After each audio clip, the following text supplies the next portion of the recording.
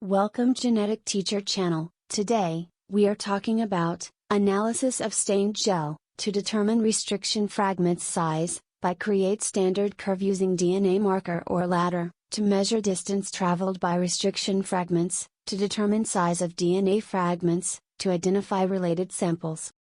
In the same line, this slide show the translation of different bands that appear inside stained gel. As we view, the bands in the blue square are really bands, while the bands above blue line square show unexpected bands, but the bands below blue line square show primer-dimer.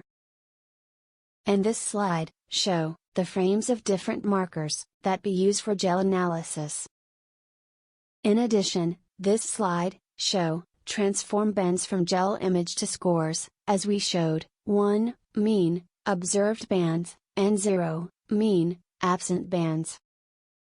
The presented phylogenetic tree come from analysis of stained gel. 0, 1, as we showed, branches A and B share most recent common ancestor at node 3, while branches C and D share most recent common ancestor at node 4, so branches C, D, and E share common ancestor at node 2, and all viewed branches A, B, C, E, and D share distant common ancestor at node 1.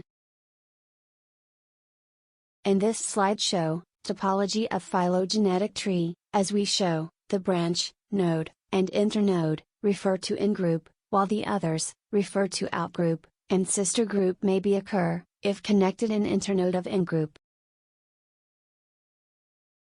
Thanks for your attention. Please like and share and subscribe our videos and channel.